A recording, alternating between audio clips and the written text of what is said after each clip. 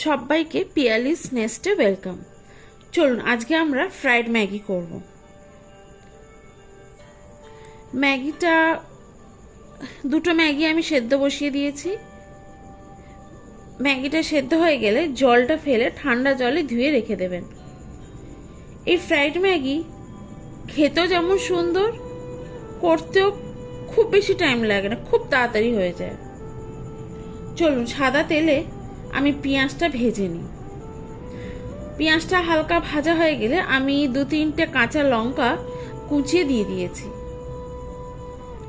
জল খাবারে বলুন, নয় রাতে কিছু ইচ্ছা করছে না খেতে, এরকম করে বানিয়ে ইজিলি খেতে পারেন, দারুণ খেতে হয়।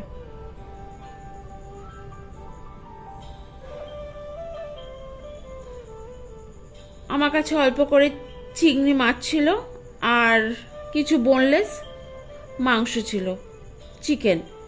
তো এটা ভালো করে সাদা তেলে একটু নেড়ে নেব, চিকেন আর চিংড়ি মাছটা। অল্প করে একটু নুন দিয়ে দিলাম, খুব ভালো করে ভেজে নেব।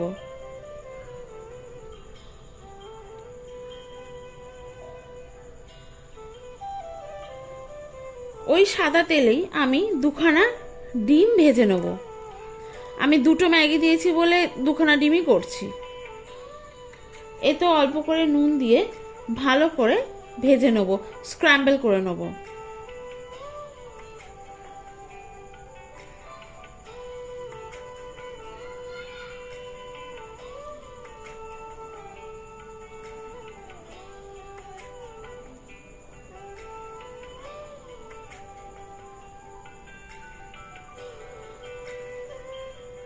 খুব ভালো করে ভেজে নেবার পর আমি সেদ্ধ ম্যাগিটা দিয়ে দেবো।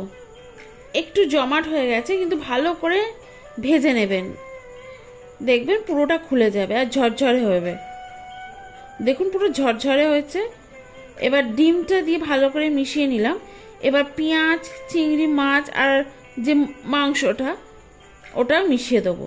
তার আগে আমি অল্প করে টমেটো সস দিয়ে দিলাম।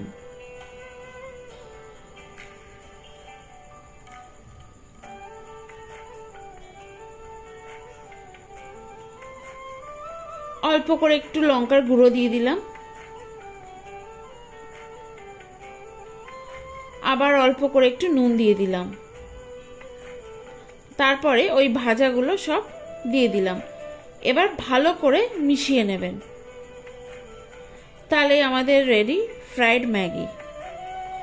আর এখানে আমি একটাই ম্যাগি মশলা ব্যবহার করেছি, 2টো করার কোনো দরকার নেই।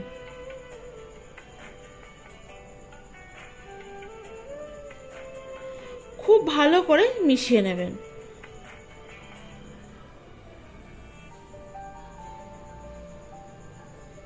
আমাদের রেডি ফ্রাইড ম্যাগি, দারুণ খেতে হয়েছিল।